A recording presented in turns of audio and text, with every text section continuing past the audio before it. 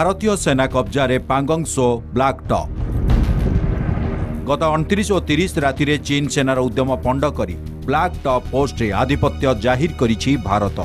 AD चीन सेना camera और सीसीटीवी उपकरण को भारतीय जवान हटाई देइछंती। ब्लैक टॉप नियंत्रण पाई षडयंत्र करिथिला पीएलए। भारतीय सेनार गतिविधि उपरे नजर रखिबाकू खंजिथिला सीसीटीवी। चीन षडयंत्र जानिबा परे भारतीय सेना स्वतंत्र ऑपरेशन आरंभ करिथिला।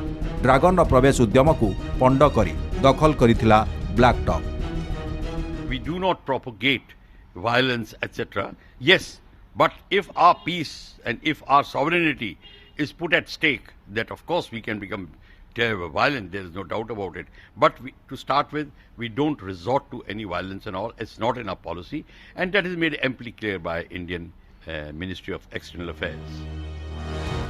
चीन सह विवाद समय 3 दिनिया रूस गस्त करिसेंती प्रतिरक्षा मंत्री Rajnath Singh. Shanghai cooperation organisation रे से जोग देबे। एथिरे 8टी एससीओ सदस्य राष्ट्रर प्रतिरक्षा माने जोग देउछंती।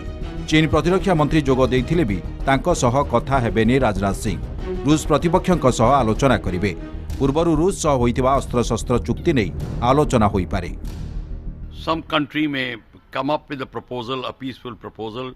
Since India is also going to be there, they may try to bring up this point of amicably solving the issue as far as India is China is concerned, and probably the group of these countries will like to send the message across to the other countries which are in confrontation on the South China Sea, along America and all the countries.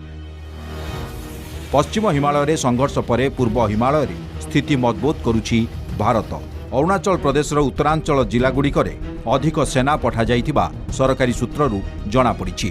Bureau report एनजेलिया TV. ए video भल लगे subscribe करिवे, like share और comment करिवे। Subscribe करिवे के भूलियंतु नहीं। धन्यवाद।